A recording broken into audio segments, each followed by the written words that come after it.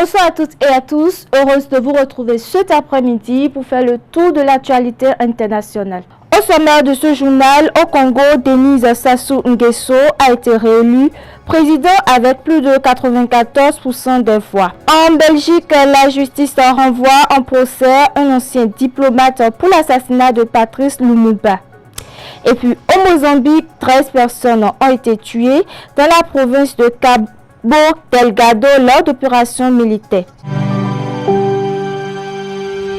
Tu viens d'avoir le bac ou tu veux te reconvertir dans un domaine d'avenir, faire le choix du numérique et rejoindre l'école supérieure d'administration, d'économie, de journalisme et des métiers de l'audiovisuel ESAE. De nouvelles filières sont disponibles dès cette rentrée: informatique et multimédia, informatique industrielle et maintenance, réseau informatique et télécommunications, système informatique et logiciel, sans oublier les filières initiales: administration générale, administration des finances, administration des affaires, sciences juridiques, sciences économiques, sciences de gestion, journalisme et métiers de l'audiovisuel. ESAE est disponible sur 4 sites: Cotonou-Badjoumendé, Cotonou-Akpakpa, Abomey-Calavi et Parakou. Pourquoi choisir l'ESAE? Des formations conçues pour le marché de l'emploi, des enseignants expérimentés et passionnés, des infrastructures modernes avec équipement de pointe, des opportunités de stage et d'emploi garanties. Les inscriptions sont en cours et les places sont limitées. Ne rate pas ta chance,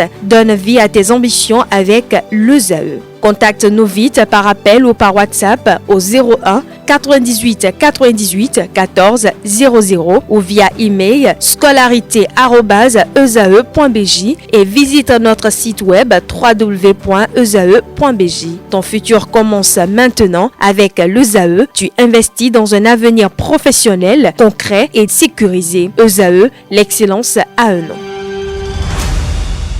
Mesdames et messieurs, à nouveau bonsoir. Comme je l'annonçais en titre, au Congo-Brazzaville, le président sortant, Denis Sassou Nguesso, a été réélu avec 94,82% des voix, selon les résultats provisoires publiés par le ministère de l'Intérieur.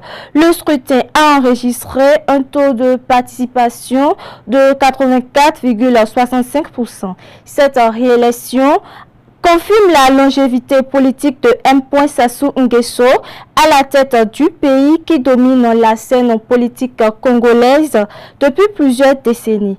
Les résultats provisoires ont été accueillis avec attention par l'opinion publique et les acteurs politiques du pays. Suivons ensemble. Au Congo, Denis Sassou Nguesso a été réélu pour un 5e mandat consécutif, selon les résultats provisoires annoncés par le ministre de l'Intérieur. Le chef de l'État sortant a obtenu 94,82% des suffrages exprimés. D'après Raymond Zéphirin Mboulou, le taux de participation est de 84,65% avec environ 2,5 millions de bulletins déposés dans les urnes. Toutefois, dans plusieurs bureaux de vote de Brazzaville, la mobilisation semblait faible, avec peu, voire aucune file d'attente. Comme lors des précédentes élections présidentielles, Internet et le réseau téléphonique ont été suspendus sur tout le territoire, tandis que des restrictions de circulation ont été imposées dans la capitale. 6 autres candidats étaient en lice face aux dirigeants de 82 ans. L'un d'entre eux, Destin Gavé, avait revendiqué la victoire avant l'annonce des résultats provisoires. Candidat du Parti congolais du travail, Denis Sassou Nguesso a accédé pour la première fois à la présidence en 1979, avant de quitter le pouvoir en 1992 à l'issue des premières élections multipartites du pays. Il est revenu aux affaires en 1990. En Belgique, la justice a décidé de renvoyer en procès l'ancien diplomate Étienne Davillon pour son implication présumée dans l'assassinat de Patrice Lumumba en 1961. Cette décision est considérée comme une avancée importante pour la famille de l'ex-premier ministre congolais qui espère voir enfin justice rendue après plus de 6 décennies. Patrice Lumumba, rappelons-le, avait été le tout premier ministre du Congo après l'indépendance et reste une figure emblématique de la lutte pour l'indépendance africaine. Plus de détails dans cet élément. Patrice Lumumba pose devant les objectifs. Ils viennent de l'apprendre, sauf appel, il y aura bien un procès dans l'affaire de l'assassinat de leur aïeul. Et enfin, on arrive à quelque chose. Enfin, la Belgique regarde son histoire en face et on va pouvoir entamer cette nouvelle phase de l'histoire avec dignité et entourer de notre famille et de nos conseils. Patrice Lumumba, premier chef du gouvernement du Congo indépendant, renversé en septembre 1960 par un coup d'État. Il est exécuté le 17 janvier 1961 par des séparatistes avec l'appui de mercenaires belges. Son corps fut dissous dans l'acide. Il fallait d'abord découper les corps à la scie. Nous n'étions pas chirurgiens, nous n'y connaissions rien. 65 ans plus tard, seul un homme peut répondre d'une éventuelle responsabilité pénale. Étienne d'Avignon, l'unique personne encore en vie parmi la dizaine d'individus mis en cause. Diplomate stagiaire pour la Belgique lorsque Patrice Lumumba est arrêté, il est notamment soupçonné d'être impliqué dans la détention et le transfert illicite du Premier ministre congolais, alors fait prisonnier. Par la suite, commissaire européen et homme d'affaires, Étienne d'Avignon, aujourd'hui âgé de 93 ans, a toujours clamé son innocence. Jamais un procès pénal n'a été organisé sur cette page sombre de la relation entre le Congo et son ancienne puissance coloniale, la Belgique. Un espoir pour la famille Lumumba. C'est une victoire gigantesque. Personne ne croyait quand on a déposé la plainte en 2011 qu'on allait pouvoir aboutir à ce que la Belgique soit capable de faire une enquête judiciaire sérieuse, que la Belgique soit capable finalement d'évaluer les preuves qui ont été récoltées et puis de décider qu'un juge indépendant décide on va envoyer cette affaire devant le tribunal pour que les responsables soient jugés d'un crime colonial énorme. Selon l'avocat de la famille, le procès pourrait se tenir au plus tôt en janvier 2027. Au Mozambique, les forces armées sont accusées d'avoir tué au moins 13 personnes dans la province. Au Mozambique, les forces armées nationales sont accusées d'avoir tué au moins 13 personnes dans la province septentrionale de Cabo Delgado. Les victimes seraient des pêcheurs. Cette zone du pays est confrontée depuis plusieurs années à des attaques d'insurgés islamistes et fait régulièrement l'objet d'opérations militaires pour sécuriser la région. Les détails de l'incident restent à confirmer, mais la situation humanitaire dans cette province reste préoccupante. Reportage à suivre. Les troupes mozambicaines ont abattu au moins 13 pêcheurs dans la province septentrionale de Cabo Delgado. L'attaque est survenue dans une zone où les forces armées nationales poursuivent des insurgés islamistes. La province est ravagée par une insurrection liée à l'État islamique depuis 2017. Cette dernière a coûté la vie à des centaines de civils et conduit au déploiement de troupes mozambicaines et rwandaises. Un responsable local de la sécurité a déclaré à l'AFP que les forces navales mozambicaines avaient ouvert le feu sur des bateaux de pêche au large de la ville portuaire de Mochimboa da Praia tôt dimanche matin. Les habitants ont demandé à rencontrer le commandant des forces mais n'ont reçu aucune réponse. La CLED, un observatoire mondial indépendant des conflits s'appuyant sur des réseaux locaux, a confirmé l'incident à l'AFP et a indiqué qu'au moins 13 personnes avaient été tuées. Le gouvernement et l'armée n'ont fait aucun commentaire. Les forces mozambicaines à Cabo Delgado ont déjà été accusées de violences contre des civils lors de leurs opérations.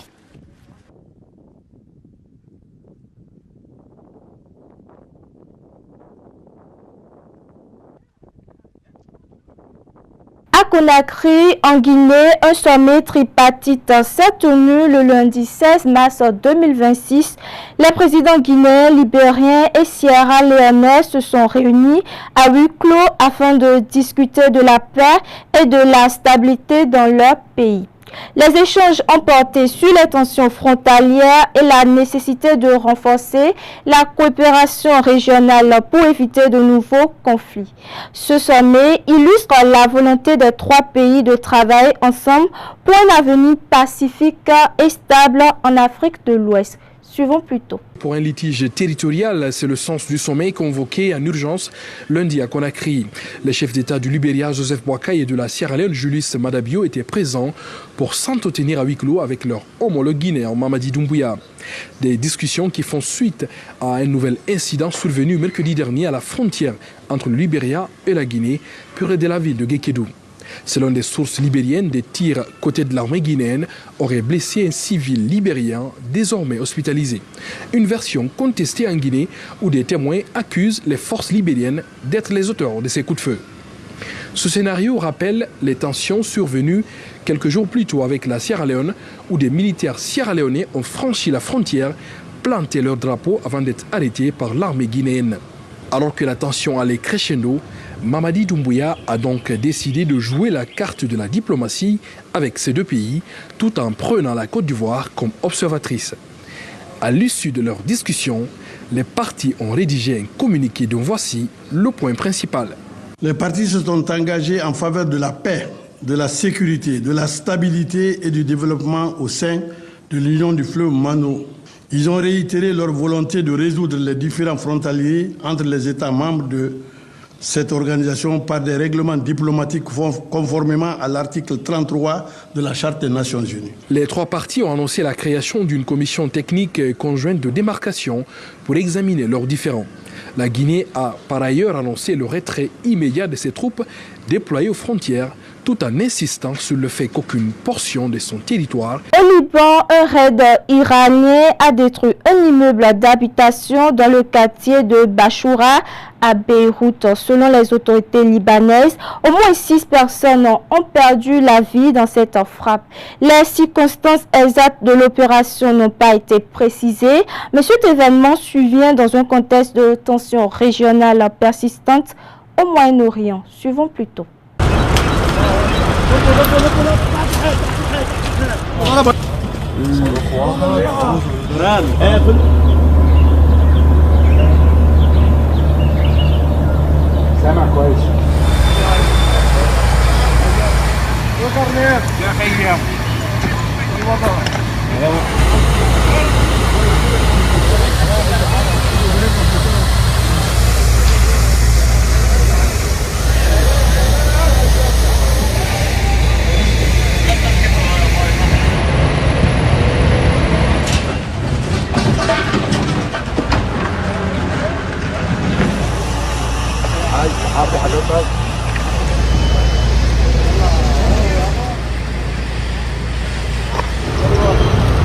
En Israël, à présent, un missile iranien a frappé un immeuble à Ramat Gan, près de Tel Aviv.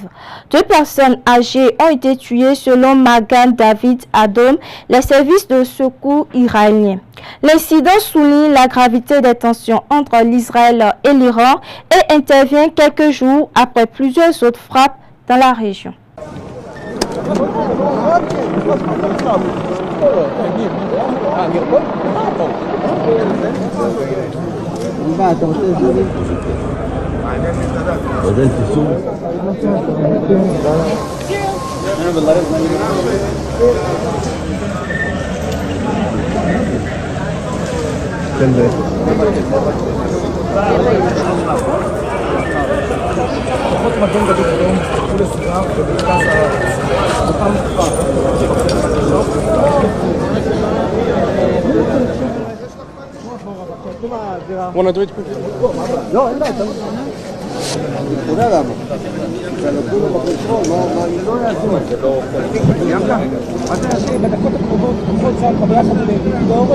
Dans le cadre des tensions entre Israël et l'Iran, l'État hébreu a annoncé avoir éliminé 2 hauts responsables iraniens.